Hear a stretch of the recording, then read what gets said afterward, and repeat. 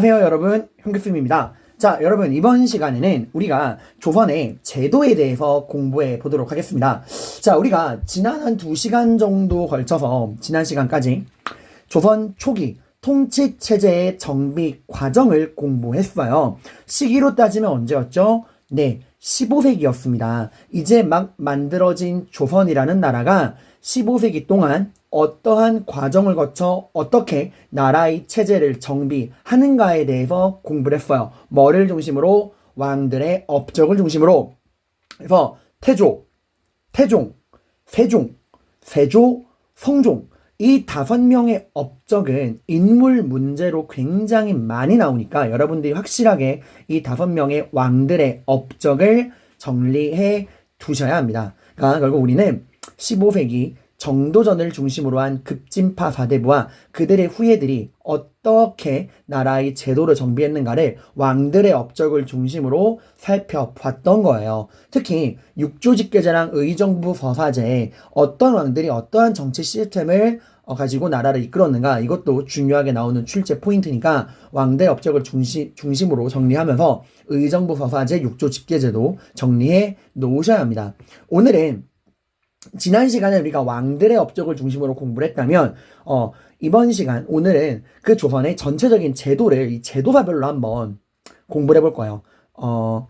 중앙정치, 지방, 군사, 관리등용제도, 이런 식으로 우리가 분야별로 나누어서, 그러니까 지난 시간에 왕들의 업적이었다면 이번에는 이 분야별로 나누어서 제도의 정비를 한번 공부해 보도록 하겠습니다. 우선 중앙정치부터 공부를 해볼 거예요. 근데 여러분, 여기서 우리가 공부하기 전에 명심해야 되겠습니다. 이 조선의 제도는요, 여러분이 뭐랑 꼭 비교를 하셔야 되냐? 아이고, 왜 이러죠? 네. 고려의 제도 정비와 여러분이 반드시 비교를 하셔야 돼요. 이 고려의 제도 정비는 우리 26번 프린트에서 나왔으니까 여러분들이 이 조선의 제도 정비를 공부하시면서 하신 이후에 이 26번 프린트에서 공부한 이 고려의 제도 정비 부분을 꼭 비교해서 여러분이 공부를 하셔야 한다라는 거. 이 고려와 조선에 대한 비교는 정말 많이 나오는 단골 주제예요. 특히 중앙, 지방, 그리고 관리 등용 제도, 과거제죠. 관리 등용. 이 세 개는 정말 많이 비교되는 분야니까 여러분이 확실하게 정리해 두시길 바랍니다. 자, 우선 중앙통치 조직부터 볼 건데요. 조선이라는 나라는 조화와 균형, 그러니까 뭐든지 조화롭게 운영을 해야 한다 생각을 했어요. 새는 양날개로 난다라는 그 생각을 가지고 최대한 어느 한쪽으로 힘이 쏠리는 거를 막으려고 노력을 합니다. 그러면 중앙에서는 뭐랑 뭐를 조화시키려고 그랬냐? 바로 왕권과 신권을 조화시키려고 노력을 합니다. 자, 한번 하나씩 볼게요. 왕이 있습니다. 그리고 이 왕과 함께 나라를 이끌어가는 국가의 중요한 정책을 심의 결정하는 최고 통치기구, 최고 회의기구에 있는 게 바로 의정부예요. 이 의정부가 나라의 중요한 그런 정책을 심의하고 결정하는 국정 운영을 총괄하는 기구입니다. 이거는 다른 나라에 존재하지 않는 조선만의 독자적인 회의기구고요. 흔히 우리가 삼정승이라고 말하는 영의정, 좌의정, 우의정들이 중심이 되는 합자 기구입니다. 자, 이 의정부가 여러분 고려시대로 따진다면 뭐에 해당할까요? 네, 바로 중서문화성에 해당이 되겠죠. 그죠, 여러분들? 고려시대로 따지면 이거는 중서문화성. 그리고 최씨 무신정권 들어오고 나서는 교정도감이 이 국정 운영을 총괄하는 최고 정치기구의 역할을 맡았고요. 그리고 원간섭기 들어서서는 도병마사가 변경된 도평의사사, 도당이라고도 불렸죠. 이 도평의사사가 이 국정을 총괄하는 최고회의기구의 역할을 하게 됩니다. 여러분들 이거 한번 적어놓으세요. 국가의 주요 정책을 심의 결정, 국가의 그런 중요한 정책을 심의하는, 결정하는 역할을 하는 최고 회의기구, 국정 총괄하는 기구다라고 하는 거예요. 고려시대의 중서문화성, 교정도감, 도평의사사가 이에 해당을 합니다.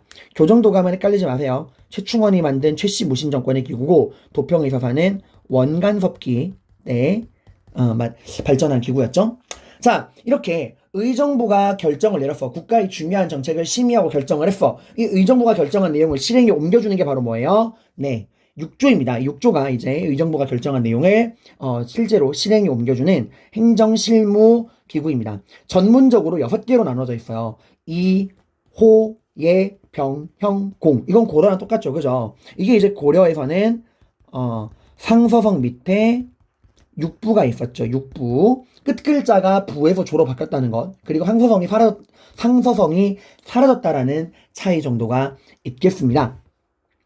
하는 역할은 같아요. 2조는 문관의 인사, 호조는 돈관리, 예조는 외교와 교육, 병조는 국방과 무관의 인사, 형조는 사법, 공조는 건설과 토목.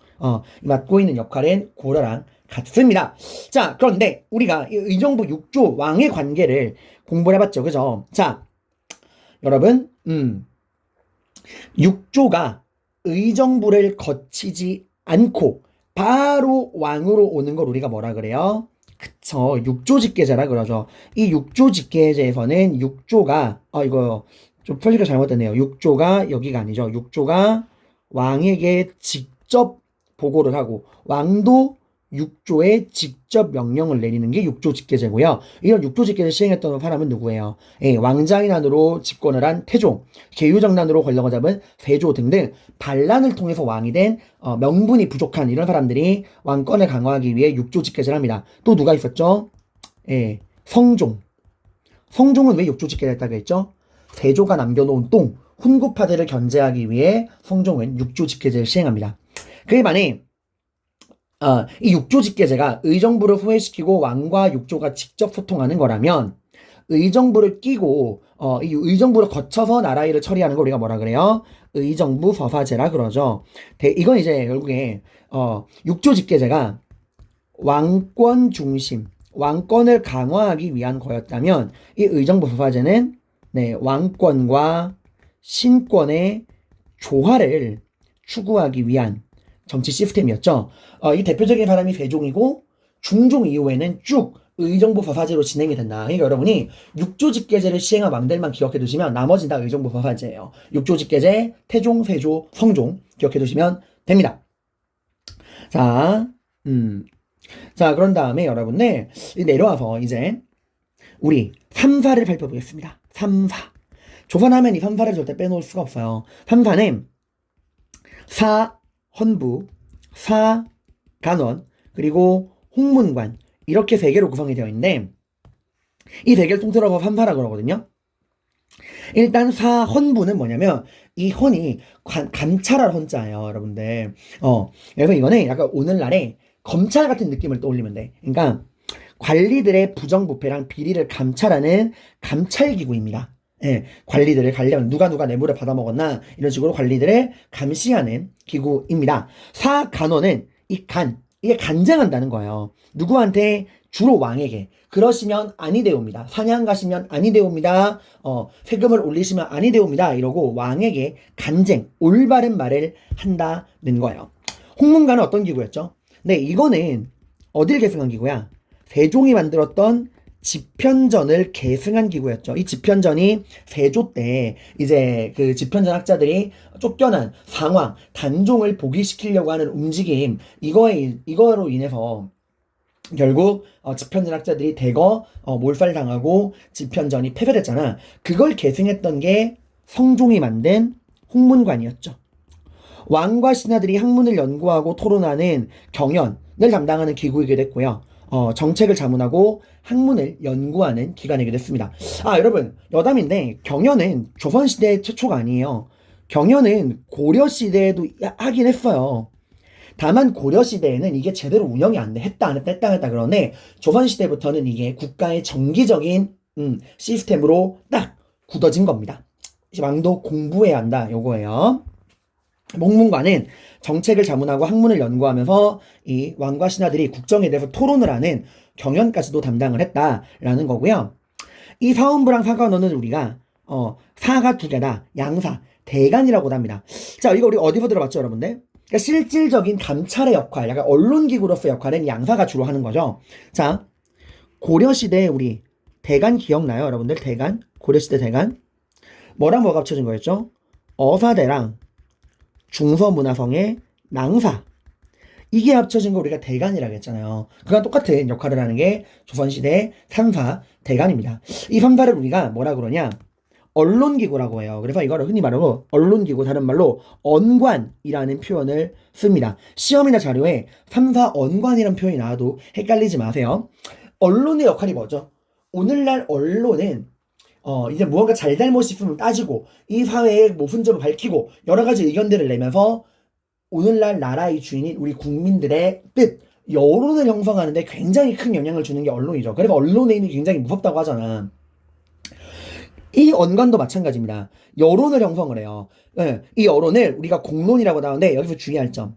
이 여론과 공론, 이거는 그 나라 지배층의 의견을 말합니다. 오늘날 같은 경우에 국민이 나라의 주인인 민주주의니까 이 여론과 공론이 국민의 뜻을 말하지만 조선시대 민주주의가 아니죠. 조선에서 실질적으로 나라를 이끌어가는 건 누구야? 양반 사대부들이란 말이에요. 그러니까 여기서 말하는 이 공론과 여론은 백성들의 공론과 여론이 아니라 양반 사대부, 그 양반 사대부들의 의견, 양반 사대부의 전체적인 의견, 그거를 여론, 양반 사대부의 전체적인 의견을 바로 공론이라고 이야기를 합니다. 백성의 뜻이 아니에요. 그걸 형성하는 데 영향을 줬고요. 그리고 이런 언론기관들이 관리들의 부정도 감찰하고 왕에게 바른 말도 하고 학문도 연구하고 왕과 정책을 토론하고 이런 것들을 통해서 뭘 추구합니까? 네, 권력이 어느 한 곳으로 독점되거나 고인물되는 걸 막는 거야. 정치 운영의 균형을 추구하는 겁니다. 그러니까 왕권을 견제하는 거예요. 그래서 이 자리가 굉장히 중요한 자리라고 해서 청요직, 맑을 청, 그리고 맑고 중요한 자리다라고 했어요. 권력을 견제하고 비판하는 굉장히 중요한 그런 기구였습니다. 이 3사 언관직은 그럼 누가 임명하냐? 이렇게 중요한 모두를 소신있게 까고 나라의 권력이 독점되는 걸 막고 권력의 견제랑 균형을 하는 이 중요한 언관직은 누가 임명하냐? 이걸 고위관직이나 왕이 임명해버리면 결국 또 권력이랑 결탁할 수밖에 없잖아. 그래서 조선 사람들이 되게 머리가 똑똑한 게 문관의 인사를 담당하는 데가 어디예요? 2조죠. 2조에서 이제 3사 언관을 임명하는데 우리 이 6조의 그 담당관을 판서라고 해요. 그러니까 이 6조가 오늘날의 뭐 외교부, 국방부 이런 전문 부서잖아. 이 판서가 오늘날 장관이거든. 근데 이 6조 판서한테 이걸 임명하라 그러면 이 고위관직이 이걸 임명해버리면 결국 이 3사 언관도 고위관직을 눈치를 볼 수밖에 없잖아. 그래서 이 문관의 인사를 담당하는 2조에서도 2조 판서가 임명하는 게 아닙니다. 2조 판서가 아니라 굉장히 2조에서도 중하급 관리인 2조 전랑이라는 관직이 있어요. 2조 전랑. 2조 전랑이라고 하는 중하급 관리. 얘네들이 3사를 임명합니다. 자, 그리고 그럼 선생님 2조 전랑이 3사를 임명을 하면 이 2조 전랑이란 자리가 되게 중요하겠네요. 그럼 이 2조 전랑이 3사를 임명한다면 이 중요한 2조 전랑은 누가 임명하나요? 2조 판서인가요? 그러면 그 2조 판서가 다 장악하는 거 아닌가요? 그래서 그것도 막기 위해서 이 2조 전랑은 후임자를 자기가 추천을 하고 가요. 그러니까 2조 전랑이 그 자리에 물러날 때 이제 그 새롭게 들어오는 후배들 중에서 좀 똑똑하고 청렴하고 강직한 후배들이 있으면은 그 사람을 추천하는 거야. 제 후임은 이 사람이 괜찮겠습니다. 하면 그 전임자의 의견에 따라서 후임자가 결정되는 거야. 그러니까 2조 전랑은 두 가지 권한이 있는 거죠. 첫 번째, 누구를 임명할 수 있다? 언론직인 3사를 임명할 수 있다. 두 번째, 본인의 후임을 본인이 추천할 수 있다. 그러니까 2조 전랑이라는 자리가 비록 관직 등급은 낮지만 굉장히 중요한 자리야. 그래서 얘들아, 나중에 우리가 붕당 정치 공부할 때 이 붕당 정치에서 갈등의 원인이 2조 전랑이야. 어느 정당이 2조 전랑을 할 거냐, 이걸 가지고 싸워요. 그러니까 조선은 영의정이나 좌의정 누가 할 거냐 이거 가지고 싸우는 게 아니야. 누가 2조 전랑을 할 것이냐. 이게 갈등의 원인이 되는 나라였습니다. 굉장히 좀 끊임없이 젊은 피를 수혈하는, 그러니까 이 젊은 하급 관리지만 젊고 유능하고 강직한 사람들이 끊임없이 정치에 목소리를 낼 수 있는 통로를 만들어 놓은 거야. 그래서 조선의 정치가 굉장히 맑고 젊고 깨끗하게 흘러갈 수 있게 한 거예요, 여러분들. 오늘날 우리나라처럼 정치인 나이가 고령화된 나라에서는 이런 거 좀 본받아야 돼. 아무튼 이렇게 끊임없이 이조전랑 젊은 피가 삼사랑 후임자를 추천할 수 있게. 그러니까 고위 관직들이나 이제 위에 있는 삼정승이나 판서들이 이 언관직이나 이조전랑직에 간섭할 통로를 딱 막아버리는 겁니다. 자, 이렇게 이해가죠, 여러분들? 자, 그 다음에 여러분, 또 어떤 기구가 있냐? 왕을 견제하는 기구만 있냐? 그러면 또 신하들의 힘이 너무 세지죠. 그죠? 그래서 왕의 힘을 강화시켜주는 기구도 있습니다. 바로 첫 번째로 승정원이에요. 승정원. 자, 제가 이 승이라는 게 들어가면 왕을 떠받든다, 비서의 역할을 하는 게 승정원이라고 이야기를 했죠. 이 승정원은 왕명을 전달하고 왕의 비서기관입니다. 그래서 이 승정원의 담당자를 도승지라고 해요. 도승지. 자, 이 승정원에 해당하는 기구가 여러분, 이게 고려로 따지면은 중추원이 여기에 해당합니다. 물론 중추원은 완전히 승정원이랑 일치하는 건 아니에요. 중추원은 군사 기밀과 왕명 전달을 모두 담당하는 기구였잖아요. 이 중추원에서도 여러분, 추밀이 군사 기밀을, 승선이 왕명 전달한다는 거 기억하실 거야. 승선. 군사 기밀은 추밀. 그래서 아무튼 이 중추원에서 승선이 하는 역할이 승정원과 유사하다라고 여러분들이 보시면 됩니다. 그리고요, 의군부라는 게 있어요. 이 의군부는 국왕 직속의 사법기관입니다. 선생님, 분명히 아까 6조 중에 형조가 사법을 담당한다고 하셨는데 여기 또 사법기구가 있네요.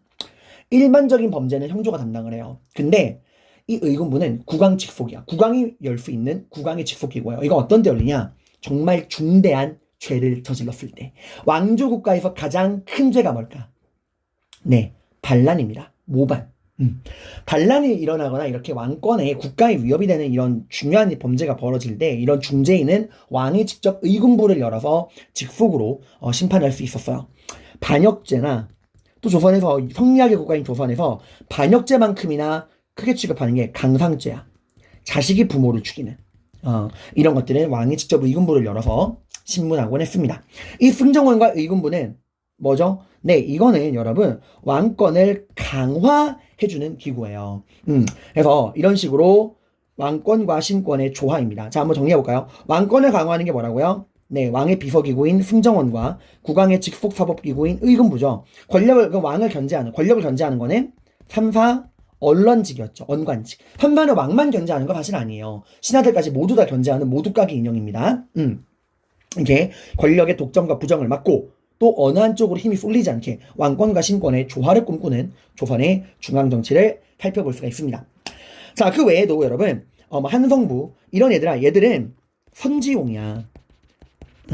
나머지 관청에 이런 역할을 묻는 문제가 나올 때 얘들은 선지용으로 나오니까 알아두세요. 한성부는 한양, 서울의 행정을 담당하는 거고, 성균관은 공부하는 기관이고요. 춘추관이 이제 역사를 편찬하는 곳이에요. 그러니까 조선왕조실록을 편찬하는 게 춘추관입니다.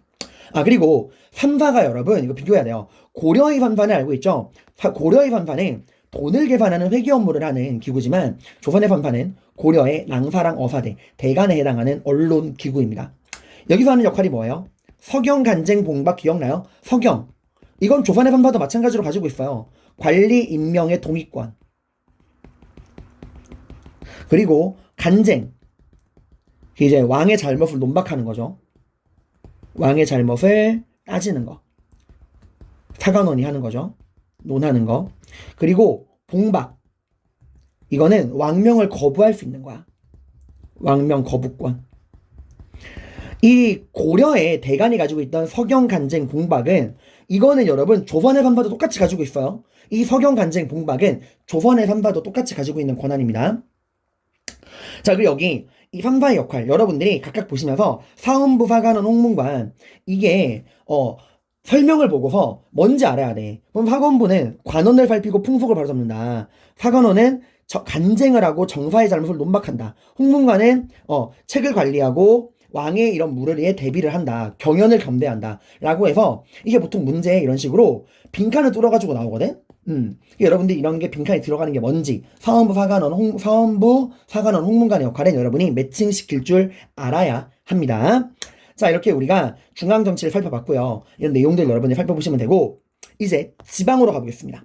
지방. 중앙정치가 왕권과 신권의 조화를 꿈꾸었다면 지방은요.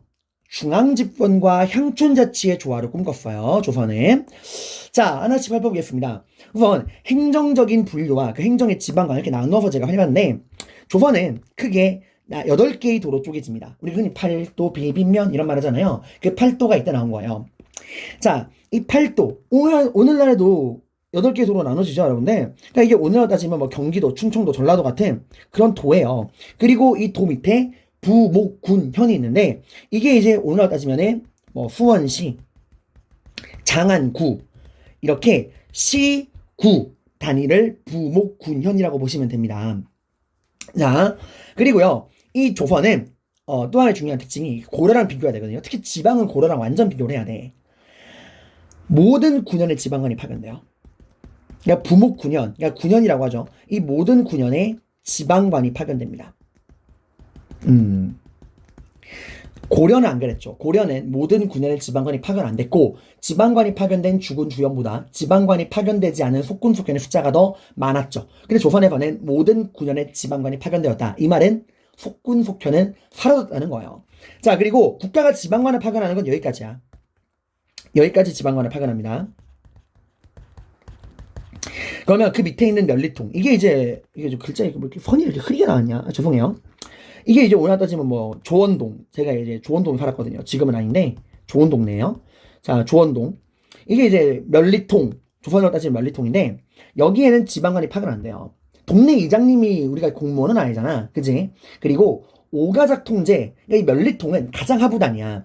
그래서 여기는 오가작통, 이게 뭐 말이냐면 여러분들 5개의 집을 하나의 통으로 묶는 거야. 그러니까 뭐 현균의 집, 뭐 준명이네 집, 뭐 유빈이네 집, 뭐 태연이네 집, 뭐 후정이네 집 이런 식으로 그 마을에 사는 5개의 집을 하나로 묶어서 그걸 하나의 통으로 관리를 한다. 이게 오가작통법이에요. 서로가 서로를 감시하게 하는 제도입니다. 왜냐면 한 집이 도망가잖아요. 그 집이 내야 되는 모든 세금이나 이런 거를 다른 이웃이 내야 돼. 그래서 5집을 하나로 묶고 서로 감시하게 했던 겁니다. 자, 이 팔도에 파견되는 관리를 지방관을 관찰사라 불러요. 이게 오늘날로 따지면 도지사 같은 겁니다. 자, 그리고 이 부목 군현에 파견되는 거를 우리가 수령이라고 부릅니다. 흔히 당시 용어로 사또, 뭐 원림이라는 용어를 쓰기도 해요. 그리고 오늘날로 따지면은 시장, 수원시장이라고 보시면 됩니다. 자, 그래서 여러분 당연히 도가 군현보다 높은 단위잖아. 그래서 이 도마다 파견되는 관찰사는 이 부목군현에 파견되는 수령을 감시하는 역할을 합니다. 자, 그리고 실질적으로 지방을 다스리는 거는 이 수령의 역할이죠. 그죠? 이 부목군현. 이 수령을 좀 봐야 되는데 수령의 권한은 막강합니다. 오늘날의 시장이랑 비교가 안 돼요. 오늘날의 시장은 행정권만 담당을 하죠. 그죠? 그리고 사법권은 지방에 있는 법원을 담당을 하고 군사는 그 지방에 있는 군대가 담당을 하는데 조선에는 수령이 다 해요. 그 지역에 뭐 세금을 걷고 백성들을 다스리는 행정, 그리고 재판, 사법, 적이 쳐들었을 때 싸우는 군사까지 다 합니다. 행정, 사법, 군사가 모두 수령에게 있어. 근데 이거 입법권이 있다 그럼 틀려요. 입법권은 왕의 거야. 법을 만드는 건 아닙니다. 그 법을 집행하는 역할만 하는 거예요. 자, 근데 얘들아, 수령이 힘이 너무 막강해. 그지? 너무나 힘이 막강하단 말이야. 아무리 관찰사가 이 수령을 감시한다 그래도 사실상 수령은 그 지방에서 무소불위 힘을 갖고 있단 말이야. 당연히 이 수령에게 제약을 걸어야겠죠. 그래서 나오는 게 상피제와 임기제입니다. 상피제랑 임기제. 상피제는 뭐냐면 서로 피한다는 거야. 이게 뭔 말이냐면은 여기 상피제의 뜻이 나옵니다. 가족이나 친인척이랑 같은 부서랑 같은 지역에 근무를 시키지 않아. 그럼 서로 짝짝꿍할 거니까. 그래서 일단 가까운 가족이랑 친척이 있는 곳에는 근무시키지 않아요. 오늘날에 봐봐. 공무원 중에 교사. 선생님들이 교사잖아요. 교사들은 부모 자식이 같은 학교 다닐 수가 없어. 여러분의 부모님이 교사라면, 엄마 아빠가 교사라면 여러분은 여러분의 엄마 아빠가 있는 학교로 갈 수가 없어요. 왜? 시험 문제가 유출되거나 그럴 수도 있잖아, 얘들아. 그래서 저도 저희 어머니가 선생님인데 저희 어머니가 있는 학교에는 배정이 안 되더라고요. 무조건. 근데 그런 거랑 또 자기의 출신 지역의 지방원은 임명하지 않아. 왜? 자기 지역은 잘 알잖아요. 어디에 뭐가 있고 그 지역의 특산물이 뭐고 그 지역에서 어디가 돈이 나올 만한 구석이 있는지 알잖아. 아는 만큼 부정을 저지를 수 있다. 이래서 자기 출신 지역에는 지방원들 임명을 안 합니다. 그리고 임기제는 뭐냐면 아무리 자기가 모르는 자기 출신 지역이 아니라 모르는 지역에 가도 몇 년 지나면 그 지역에 대해서 어느 정도 파악을 하게 되잖아요. 그러면 또 고인물이 될 수 있잖아. 그러니까 한 지역에 일정 기간 이상 머무르게 하잖아. 선생님도 첫 발령을 안산으로 받았어요. 저 태어나서 안산을 처음 가봤어 그때. 근데 한 1, 2년 지나니까 대충 알겠더라고요. 안산에 어디에 뭐가 있는지. 근데 알다시피 쌤 같은 공무원은 한 학교에 오래 못 있어요. 한 학교에 3년에서 5년 지나면 떠나야 돼, 다른 곳으로. 저도 이제 선부중학교에서, 안산 선부중학교에서 4년 근무하고, 여기 수원외고에 이 적임자로 왔거든요, 여러분들. 이렇게 상피제, 가족이나 친인척과는 같은 부서에 넣지 않고, 자기 출신 지역은 피한다. 그리고 한 지역에 일정 기간 이상 머무르게 하지 않는다라는 건데요. 이러면 이렇게 물을 수 있죠. 선생님, 근데요, 아무리 수령의 부정부패를 막기 위해서라고 하지만, 수령은 그 지방을 다 수령해야 되는데 이렇게 상피제랑 임기제를 해버리면 수령이 그 지역을 대해서 아무것도 모르지 않나요? 아무것도 모르고 뭐 어떻게 알고 다스립니까? 적어도 그 지역의 특산물이 뭔지, 이 지역의 주력 산업이 뭔지, 이 지역에 뭐가 유명한지 이런 건 알아야 되는데 그런 걸 아무것도 모르고 알만하면 다른 지역 보내버리고 이러면 수령, 지방을 다스리는 수령의 본질적인 업무의 전문성이 너무 떨어지지 않나요? 라고 말할 수 있죠. 그래서 이걸 또 보완하기 위해서 조선에서는 유향소라는 걸 만들어요. 이 유향소가 뭐냐면 그 지역에 있는 양반들이 있을 거 아니야. 그 지역에 집안 대대로 뿌리 내리고 그 지역에 집안 대대로 뿌리 내리고 살고 있는 그 지역의 토착 양반 세력이 있을 거 아니야. 그지? 대표적으로 그 지방에 내려가 온건파 사대부들 있죠. 그 이제 정몽주의 후예들. 얘들은 그 지역에서 계속 뭐 할아버지 아버지 때부터 계속 살고 있잖아. 그러니까 얘들은 그 지역에 대해서는 누구보다 잘 알고 있단 말이야. 그래서 그 지역 양반들이 만든 지역 양반들의 향촌 자치 기구가 유향소예요. 그래서 이 유향소가 그 지방의 새로운 수령에게 이것저것 조언을 해주는 거야. 저희 뭐 지역은 농사가 생산량이 어느 정도입니다. 인구는 몇 명 정도가 삽니다. 저희 지역의 특산물은 뭡니다. 저희 지역엔 이런 특성이 있습니다. 하고 도와주는 거야. 서포트 해주는 거예요. 그리고 동시에 수령이 부정부패 저지르려 그래. 막 백성들 괴롭혀.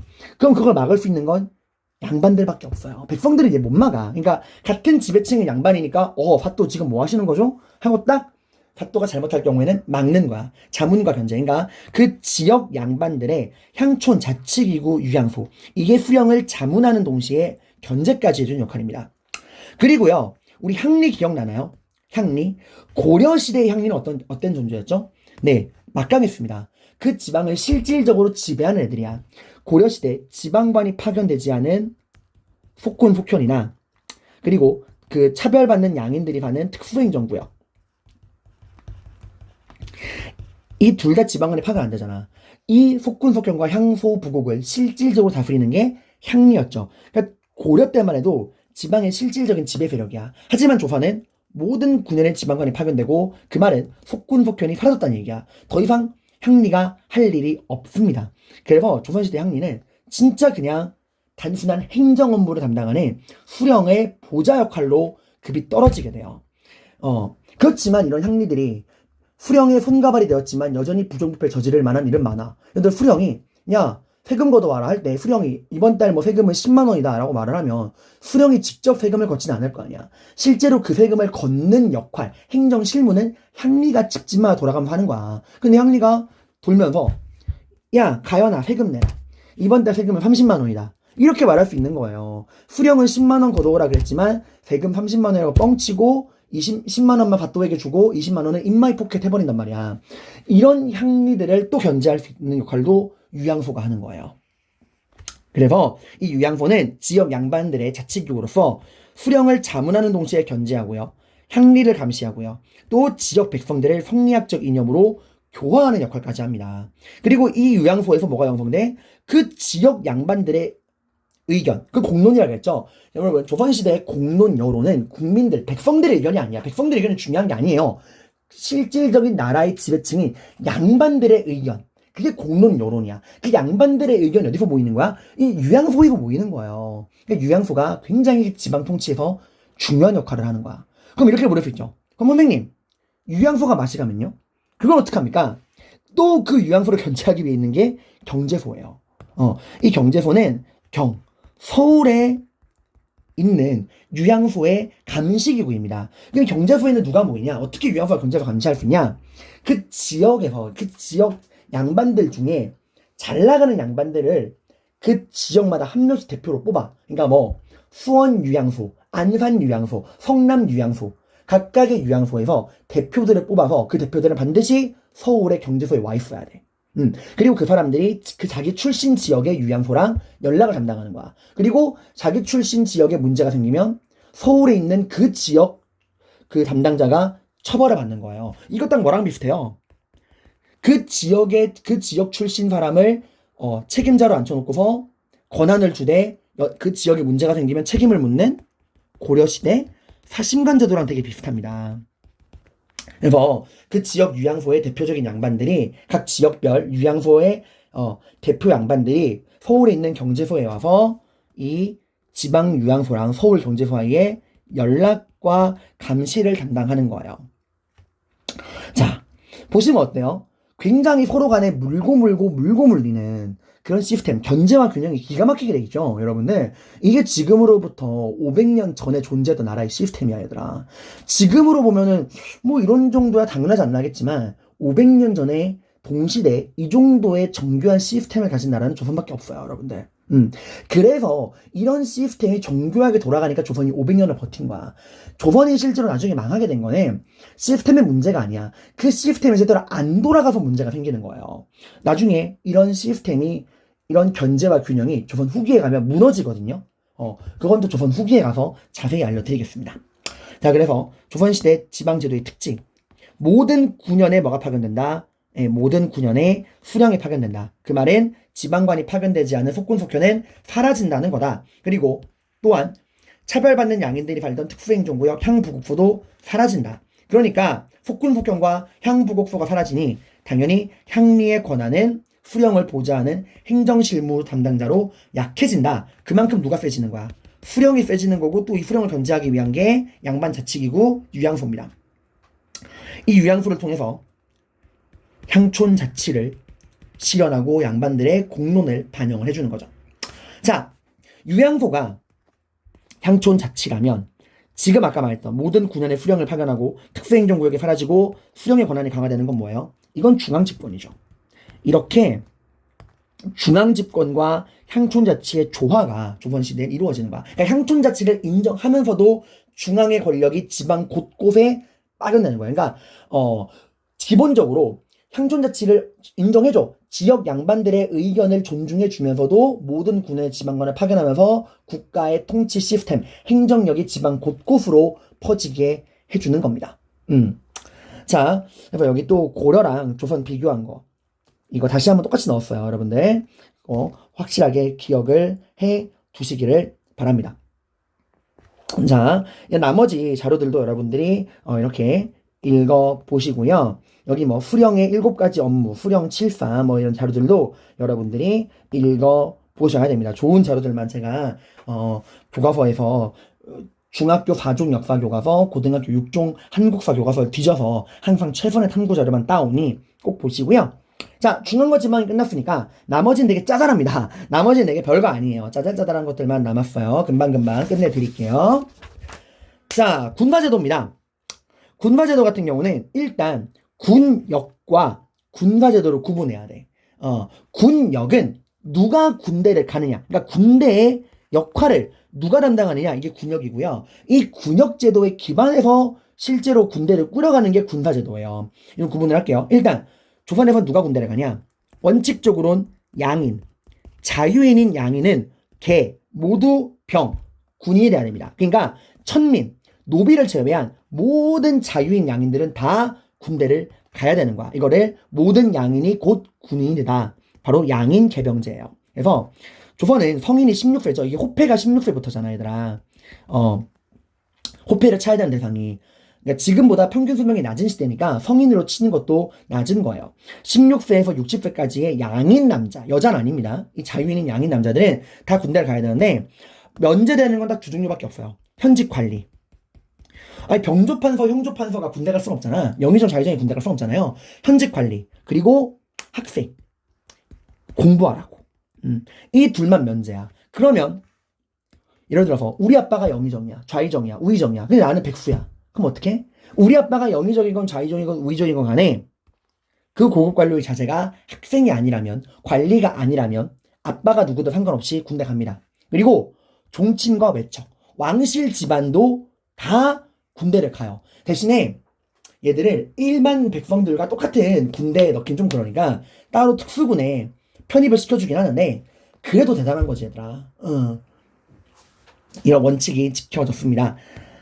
라고 말하면 참 좋겠지만 실제적으로 물론 이게 원칙이 안 지켜진 거 아니야. 근데 실제로 운영되는 걸 보면은 원칙은 양인개병제인데 그러니까 현직 관리랑 학생만 면제가 되고 고급 관리의 자제, 종친 외척의 자제들은 특수군에 편입을 한다. 그래서 양인개병제라는 원칙은 있는데 실제로 운영되는 거는 농병일치제예요. 그러니까 농민이 곧 군대를 간다. 그러니까 실질적으로 농민들 가지고 운영이 됐다라는 거예요. 자, 이게 무슨 말이냐? 보세요.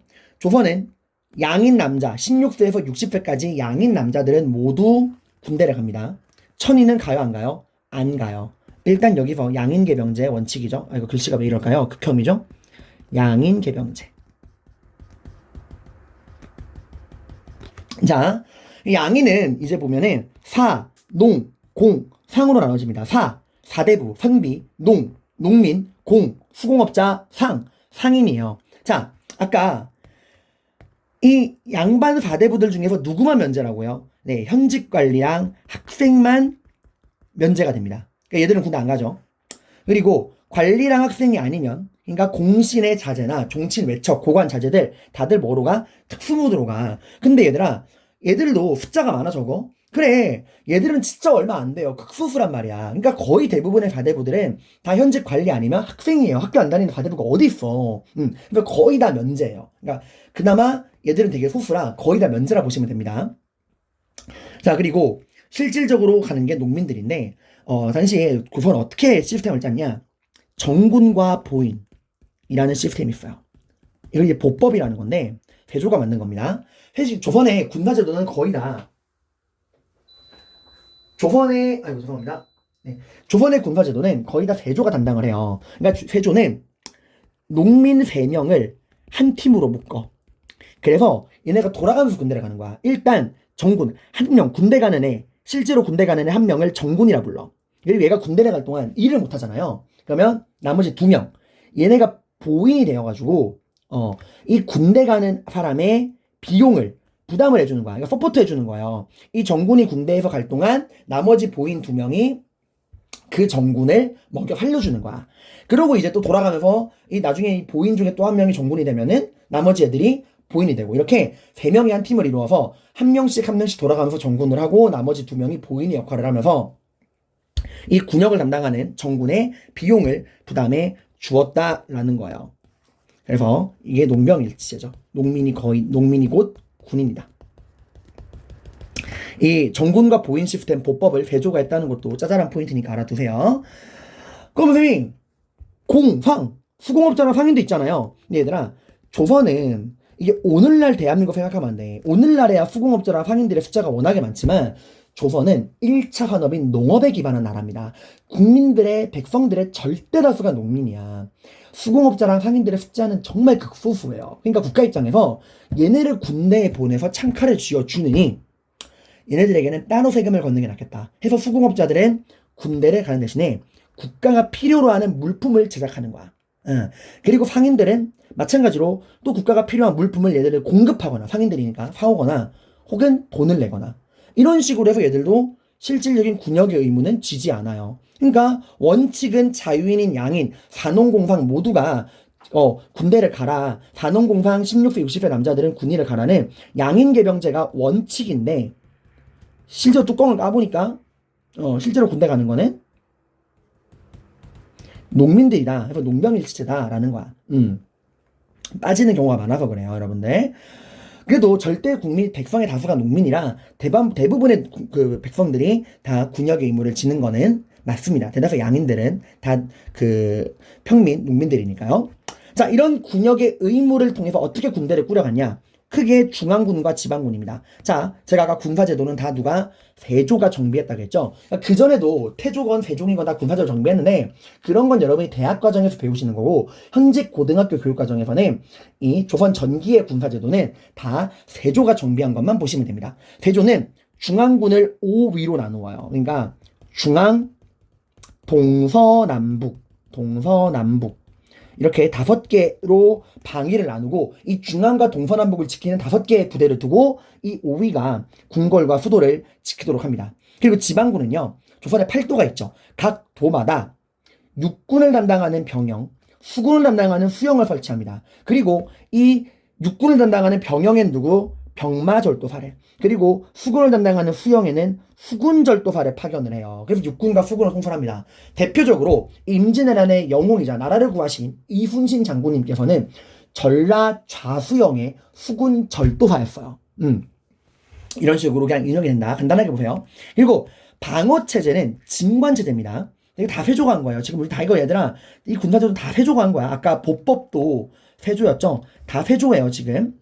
이 진관체제는 지역 단위의 방어체제입니다. 이게 무슨 말이냐면은 이렇게 예를 들어서 여기가 이제 경기도야. 그럼 경기도에 뭐 수원시, 성남시, 안양시, 뭐 안산시, 뭐 연천시, 뭐 여러 가지 시들이 있잖아요. 이 각각의 지역마다 이 진관, 군사적인 요충지마다 이 진관이라는 걸 설치합니다. 국방의 요충지. 그래서 뭐 각각의 지역마다 이런 진관이 있겠죠. 그죠? 그리고 이 지역에서 알아서 적을 막는 거야. 그러니까 외적이 쳐들어왔어. 그러면 그 지역의 진관을 중심으로 그 지역의 수령이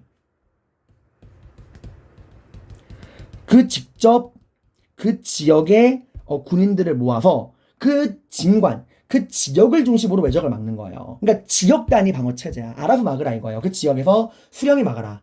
그 지역에서 수령이 국방의 요충지에 진관을 설치해서 그 진관을 중심으로 그 지역에 군대를 모아서 외적과 싸우라 이거예요. 이건 장점은 뭐예요? 네, 굉장히 빠른 대처가 가능합니다. 그러니까 뭐 중앙의 허락을 받고 뭐 중앙에서 뭐 내려오는 장군이 되는 게 아니라 일단 그 지역 수령이 따다닥 군대를 모아서 바로 싸우는 거야. 굉장히 재빠른 대응이 가능하고요. 한 지역이 무너져도 다른 지역이 계속 남아있잖아. 그러니까 한 번의 방어선이 뚫릴 염려가 없어요.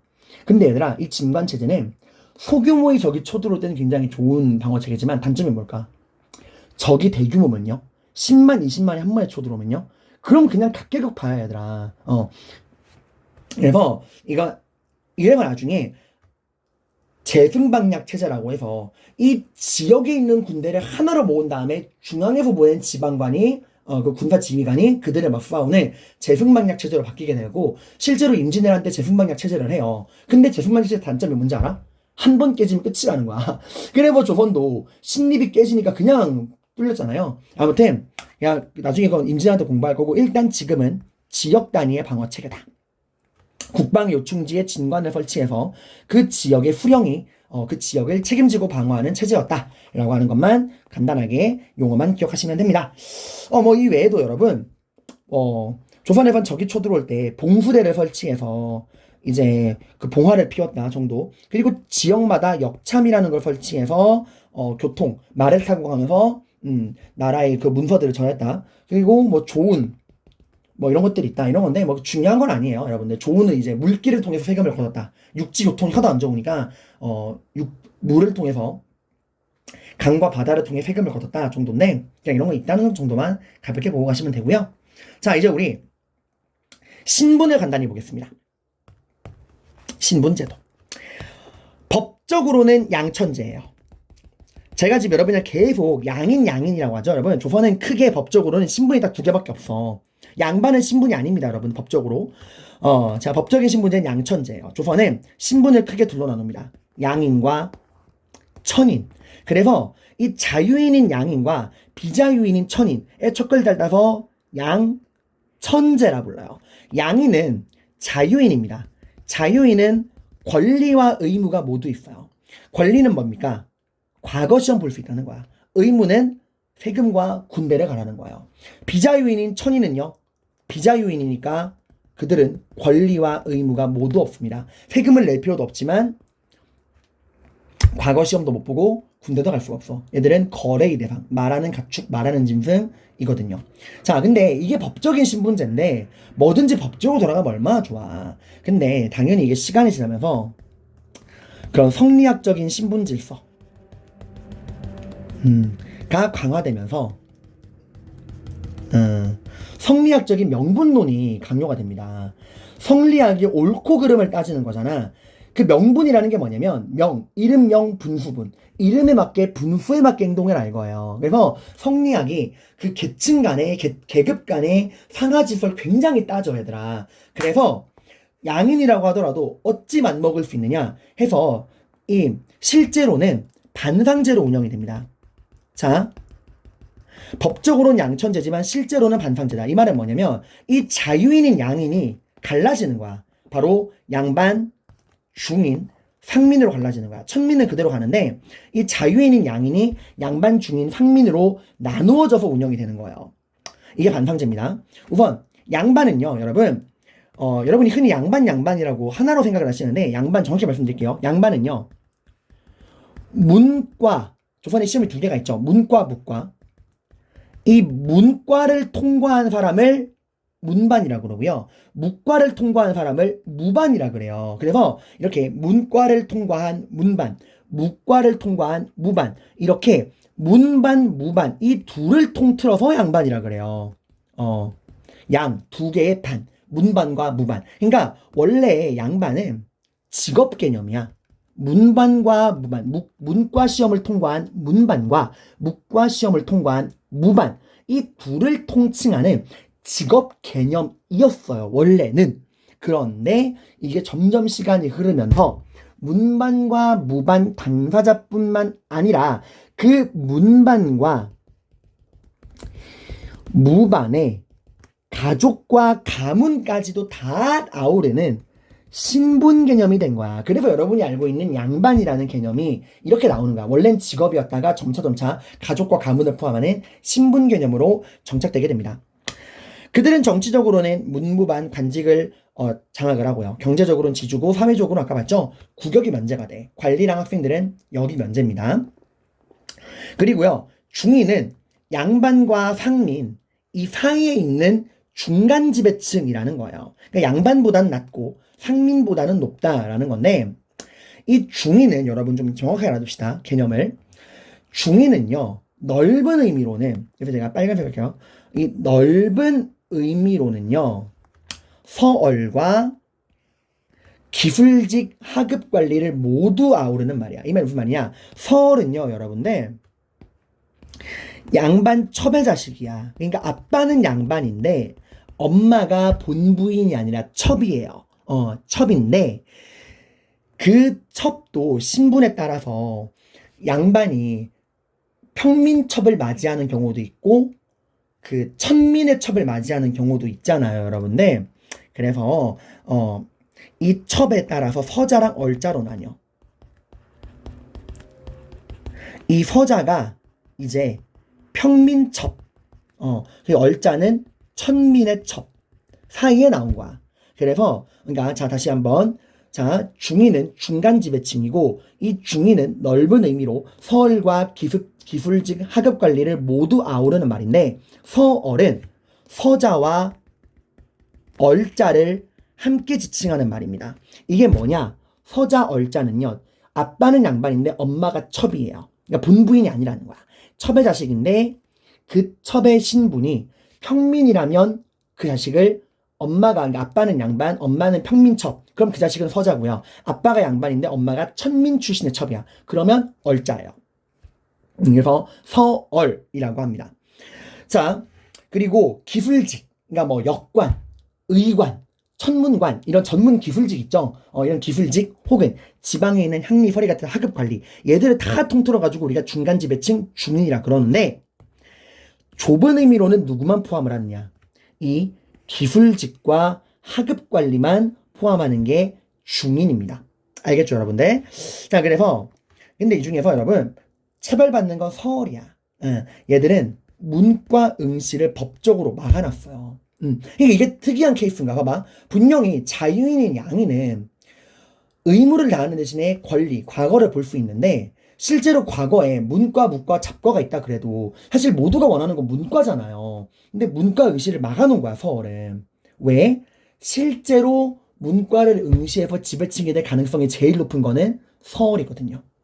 왜? 얘들은 아빠가 양반이잖아. 그러니까 집안이 잘 산단 말이야. 그러니까 얘네는 충분히 과거 시험을 준비할 그게 돼. 그러니까 실질적으로 양반들이 자기의 자리를 위협하고 과거 시험, 이 문과 시험을 통과할 가능성이 제일 높은 서울들은 첩외자식이라는 이유로 문과 응시를 막아놓은 거야. 그러니까 나머지 우리 상민들, 농민 수공업자 상인들에게 니들은 양인이니까 과거 시험 보려면 봐. 하지만 얘네가 과거 시험 볼 수 있어요? 돈이 없잖아. 얘들을 먹고 살 바쁘면 과거 시험 못 봐요. 그럼 선생님 기술직 하급관리 향리서리는요? 얘네는 문과 볼 수 있어요. 근데 얘들은 문과를 볼 수 있지만 잘 안 봐. 왜냐면 문과 시험에 응시를 해서 붙더라도 기존의 양반들이 얘네를 엄청 차별해요. 그 유리천장이라고 그러죠. 보이는 유리천장. 그러니까 붙어도 고위 간직이 되게 힘들어. 그래서 얘들은 이미 자기들만의 홈그라운드가 있잖아. 그래서 얘들은 굳이 문과를 응시할 수는 있지만 굳이 문과 응시해서 양반들에게 눈칫밥 먹느니 주로 자기들의 그 전문 기술직을 세습을 하고요. 그러니까 아빠가 의사면 아들도 의사, 아빠가 역관이면 아들도 역관. 이런 식으로 이 기술직들은 자기 자리를 자식들에게 물려주고 결혼도 그들끼리 합니다. 자, 하여튼 이 중인, 좁은 의미, 넓은 의미, 서얼, 기술직, 학업관리 구분하시고 서얼은 문과 응시가 안 되지만 이 기술직 중인은 문과 응시가 된다라는 거. 하지만 잘 보진 않았다. 그리고 상민, 이게 이제 우리 흔히 말하는 평민들입니다. 구성은요.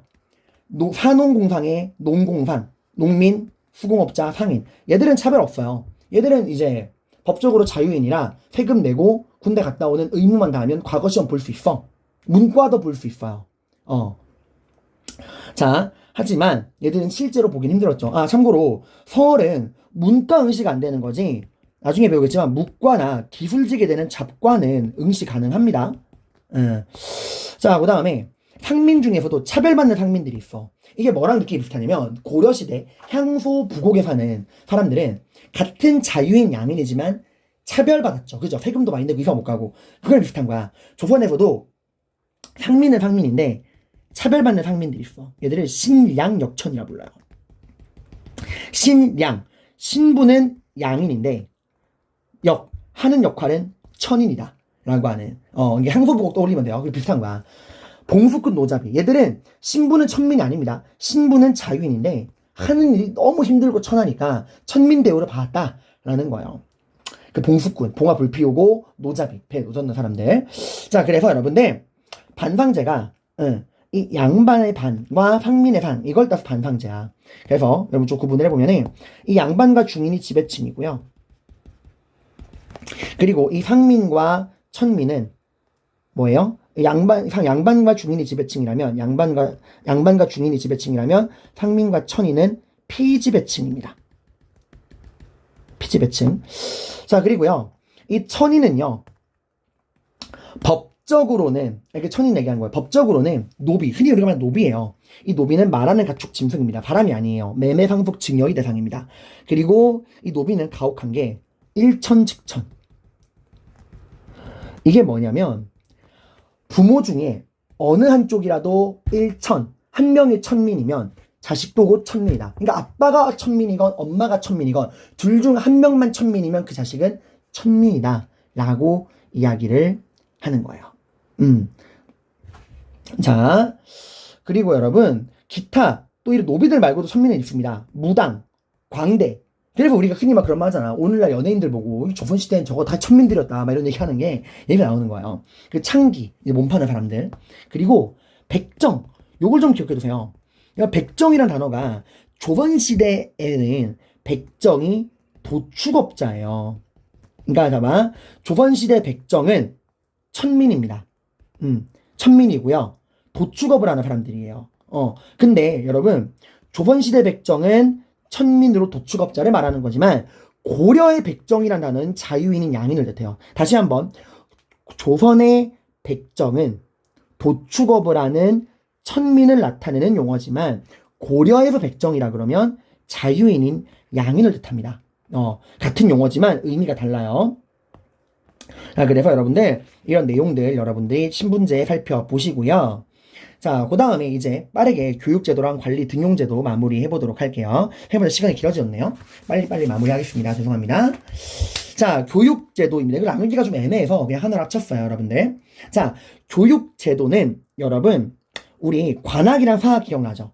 중앙에 진출한 급진파 사대부의 후예들이 입학했던 국가교육기관 관악, 지방에 내려간 온건파 사대부의 후예가 입학한 사학, 관악과 사학이 있는데 관악은 이제 공교육이고 이 사학은 사교육이라고 보시면 돼요. 그냥 간단하게. 근데 일단 관악이건 사학이건 개인교습, 서당 이건 똑같아요. 이게 뭔 말이냐면 이게 오늘 따지면 초등학교거든요. 초등학교는 조선에선 따로 교육기관이 없어. 그래서 알아서 공부하거나 동네 서당 이건 국가의 공식 교육기관이 아니야. 그냥 관악이건 사학이건 둘 다 초등학교는 알아서 지들이 공부를 해야 한다. 개인교육 서당. 자, 그 다음에 오늘날의 중고등학교에 해당하는 게 서울에 있는 사부학당. 그러니까 사부가 4개야. 중앙, 동, 서, 남. 이것이 북은 없어요. 그래서 중앙, 동서, 남쪽에 4개의 학교를 만들어 놓고요. 지방에는 향교, 향이 들어간다고 살이 아닙니다. 국가가 만든 학교예요. 향교가 있습니다. 자, 그리고 이 사부학당이랑 향교를 졸업하면은 속과 오늘 따지면 수능 같은 시험이에요. 수능을 통과하면 어디 가죠? 대학 가죠. 대학교인 성균관이 있습니다. 이 성균관을 졸업하면은 꿈에도 그리던 대과를 통해 이제 관리가 될 수 있는 거죠. 대과가 오늘날에 고시공부 같은 거라 보시면 돼요. 그럼 지방에는 서원이 있습니다. 이 서원은 중학교, 고등학교, 대학교까지 다 아우르는 거야. 중고등학교, 대학교까지. 그러니까 서원이 성균관 역할을 다 합니다. 사부학당과 향교와 성균관의 모든 역할을 다 하는 게 서원이에요. 자, 그 다음에 기술교육. 이 전문 기술교육은 중앙에서는 필요한 관청에서 직접 가르쳐요. 그래서 여기 사역원, 전의감, 형조, 관상감은 이게 관청 이름이야. 사역원은 역관, 통역관을 가르치는 곳이고요. 전의관은 의관, 형조는 법률을 해석하는 율관. 그러니까 법을 만드는 게 아니라 그 법을 집행하는 실무자들을 말합니다. 그 법을 연구하는 그런 거 실무를 집행하는. 그리고 관상감은 음양관이라 그래서 풍수지리를 연구하고 관상을 연구하는 그런 사람들을 말해요. 그러니까 중앙에서는 관청에서 이런 이제 관직 이름이죠. 이거는 얘들을 직접 교육을 하고요. 필요한 애들을 지방에서는 그냥 군연에서 알아서 공부를 시켰다. 간단하게만 보시면 돼요. 그 다음에 관리 등용 제도를 볼 건데 과거제도. 자, 배워둔 내용입니다. 대상, 원칙상으로는 누구만 응시가 가능하다겠죠? 네, 법적으로 자유인인 양인. 조선은 법적으로 양천제예요. 법적으로 양천제죠. 그래서 양인 이상이라면 누구나 시험에 응시 가능하지만 일반 백성이 과거에 합격하기는 어렵다. 근데 원칙적으로 자유인인 양인 이상이라면 누구나 응시가 가능하지만 양인 중에서도 제한이 걸린 애들이 있죠. 어느? 문과. 문과는 접관 제한이 없어.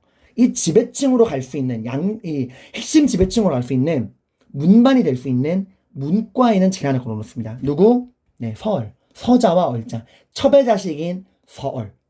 그리고 탐관오리의 자제. 그리고 재간여의 자제. 그러니까 엄마가 남편 죽었다고 재혼을 하면 자식이 과거를 못 봐. 이거 양반이라고 할수도 마찬가지야. 그래서 조선이 굉장히 여자에게 가혹한 나라야. 내가 사랑하는 사람이 생겨서 재혼을 하면 내 자식의 운명이 망하는 거예요. 그러니까 재혼을 못 하는 거죠. 참고로 기술직 중인 문과 응시 가능합니다. 그리고 여러분 아까 상민들 있죠? 죄송합니다. 사가 아니죠. 농공상, 농민, 상인, 그리고 수공업자들도 당연히 응시가 가능합니다. 하지만 얘들은 실질적으로는 힘든 거고, 기술직 중인들은 할 수 있지만 안 하는 거고, 차별받으니까. 뭐, 시험 실시는 가볍게 보세요. 국가에서 정기적으로 3년마다 한 번씩 시험을 보는데, 3년 너무 길잖아요. 비정기적으로도 국가에 행사가 있거나 할 때마다 시험을 봤다라는 거. 이 정도가 가볍게 넘어가시고요. 음서.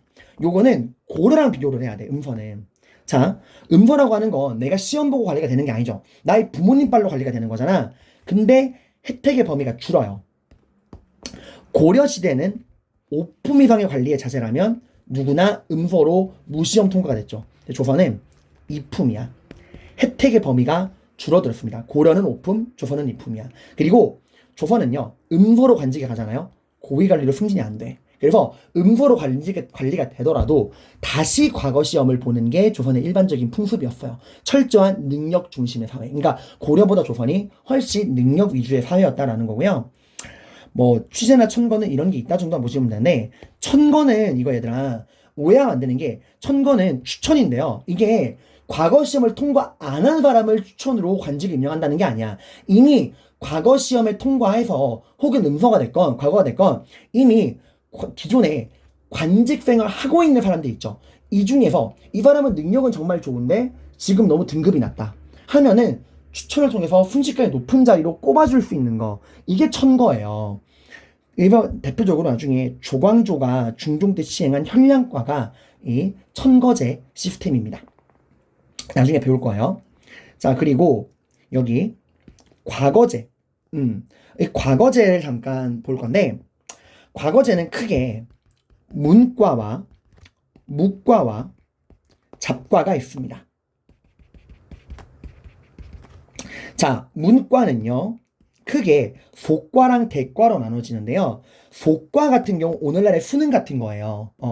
그래서 아까 그 국가교육기관이 4부학당이랑 한교를 졸업하고 이제 볼 수 있다고 했죠. 그거 안 가도 돼. 근데 이제 조선은 특이한 게, 오늘날은 학교를 졸업 안 하면 시험 못 보는데 조선시대는 학교를 안 다니고 개인으로 공부해도 시험 보는 건 제한이 없습니다.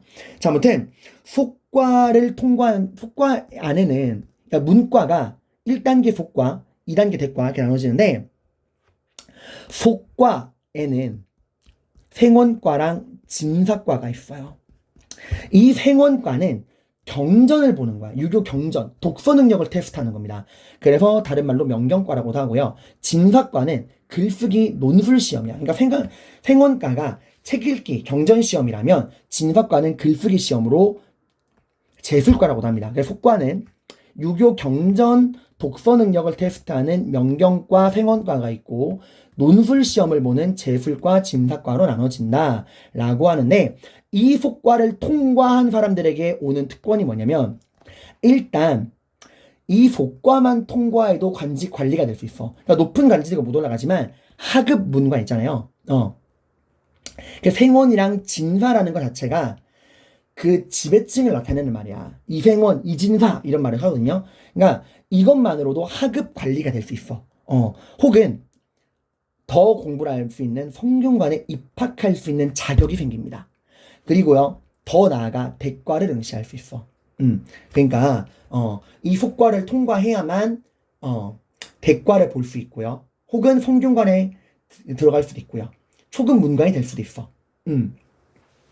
그러니까 여러분, 성균관에 입학을 해야만 대과를 볼 수 있는 건 아니에요. 그러니까 속과를 붙고 나서 난 바로 내가 알아서 공부하고 대과 볼래 할 수도 있고, 나 성균관 들어가서 공부한다니까 대과 볼래 할 수도 있는 거고, 아, 난 공부하기 싫어, 이제 질렸어, 그냥 초급 관리 할래 할 수도 있는 거예요.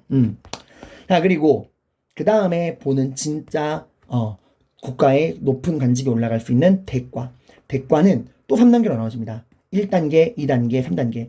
초시, 복시, 전시인데, 초시는 지역별 인구 비례로 뽑아요. 이게 중요한 포인트야. 지역별로 인구 비례. 그러니까 사람이 많은 지역을 많이 뽑고 적은 지역을 조금 뽑고 해서 전국에서 240명을 뽑아요. 이것도 엄청난 거지. 전국 8도에서 지역별 인구 비례로 240명을 뽑아. 그리고 이렇게 뽑힌 사람들을 다 서울로 불러 모아서 딱 그 중에서 240명 중에 33명만 남기고 다 떨어뜨리는 거예요. 여기선 지역별 인구 비례 적용 안 됩니다. 그러니까 일단 1단계인 초시는 지역별 인구 비례로 합격자를 지역별로 해서 240명을 뽑지만, 일단 여기를 통과하고서 진검수 및 복시부터는 그냥 능력으로 보는 거야. 그러니까 뭐 서울에서 다 붙을 수도 있고 수원에서 다 붙을 수도 있고 상관없는 거죠. 그리고 이렇게 여기서 붙잖아요. 여기까지 붙으면 과거 시험 붙은 거야. 전시는요, 순위 결정전이에요. 1등부터 33등. 순위를 결정하는 거야. 왕과 면담을 보면서. 그 왕이 순위를 정해주는 거야. 그래서 여기서 1등한 사람을 우리가 장원급제했다라는 말을 쓰는 거예요. 자, 그 다음에 묵과. 묵과는요, 특징이요, 문과처럼 복잡하지가 않아. 속과가 없습니다. 그리고 이제 이론이랑 실리를 같이 봐요. 실기, 이론 같이 보고요. 바로 대과야. 이거 대과는 이제 묵과의 대과도 초시, 복시, 전시 3단계로 나눠집니다. 똑같아요. 초시는 190명, 지역별 인구 비례를 가지고 뽑고요. 복시에서는 지역별로 인구 비례 하지 않고 이 초시를 붙은 지역별 합격자 190명을 서울에 모아서 28등까지만 남기고 떨구고 여기까지 붙으면 끝나는 거야. 전시에서는 왕이 순위를 결정해 주는 겁니다. 잡과는 기술직을 뽑는 거예요. 기술직 중인들이 여기에 이제 해당하는 건데, 자, 여러분, 이거 헷갈려서 이렇게 하는 건데, 사역원, 형조, 전의감, 관상감은 내가 아까 그랬죠. 기술교육을 여기서 한다고 했죠. 이 해당 관청에서 기술교육 한다고 했잖아. 이 관청 이름입니다. 사역원, 형조, 전의감, 관상감은 관청 이름이야. 사역원은 역관을 양성하는 곳이고요. 형조는 율관, 전의관은 의관, 관상감은 음양관을 양성하는 거야. 이게 이제 여기가 이제 관직 이름이에요. 그리고 이 시험 이름이 요거야. 그러니까 사역원에서는, 잡아봐요. 사역원이라는 관청에서는 통역을 하는 역관을 뽑기 위해 역과라는 시험을 본다. 이렇게 보시면 돼요. 그러니까 사역원이란 관청에서 역관이라는 관직을 뽑기 위해, 역관을 뽑기 위해 역과라는 시험을 본다는 거야. 1단계는 해당 관청에서 보지만 마지막 2단계, 여기 면접이 없습니다. 이게 차별이죠, 이것도. 2단계 최종 합격자는 예조에서 뽑아요. 예조가 문관의 인사를 담당한다겠죠? 죄송합니다. 그 2조였죠. 죄송합니다. 제가 지금 무슨 말 하는 거죠? 이거 헷갈리면 안 돼. 포인트였는데. 봐봐. 6조에서 얘들아, 봐봐. 어디였죠? 죄송합니다. 당황했어요. 보면은, 2조가 문관의 인사잖아. 그치? 근데 잡과는 문관이 아니잖아. 그러니까 잡과 합격자는 교육을 담당하는 예조가 뽑는 거예요. 이것도 차별이죠, 여러분. 잡과 따위가 왕이랑 면접도 안 보고, 최종 합격도 2조가 아니라 예조에서 주관을 합니다. 외교랑 교육을 담당하는. 자, 그래서 고려와의 차이점. 고려는 묵과가 없지만 조선은 승과가 없죠. 이 각각이 뭐가 있는가 확인해 보시고요. 자, 여러분, 이렇게 해서 여기 이런 거 다 적어놨고, 여러분, 관리 등용제도에서는 누가 어떤 시험을 볼 수 있냐, 그런 거 있잖아요. 이런 원칙이랑 누구는 뭘 못 본다, 이런 것들, 좀 특이 케이스들 여러분이 알아두셔야 됩니다. 자, 그래서 이번 시간 좀 많이 길어졌는데, 크게 여러분, 이번 시간에 우리는 조선의 제도를 중앙, 지방, 군사, 신분, 교육, 과거, 관리 등용 제도로 나누어 봤어요. 되게 많은 내용을 봤고요. 이 부분은 여러분 특히 중앙과 지방, 그리고 관리 등용 제도는 꼭 뭐랑 비교해라? 고려랑 비교해서 알아둬야 된다. 특히 중앙과 지방. 그 중에서도 지방은 꼭 확실하게 알아두셔야 됩니다.